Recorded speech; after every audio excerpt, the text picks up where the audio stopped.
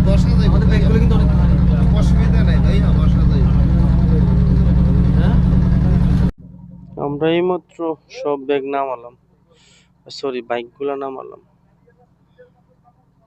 bike take নামানো শেষ এখন যাচ্ছি সদরের দিকে হোটেলে সদরে যাবো হোটেলে আরে ভাই নেওয়া দরকার নেই চলেন না যে যার মতো জায়গা নাই ওরা যাবো ওদের মতো আমরা টান দেন টান মেরে দেন না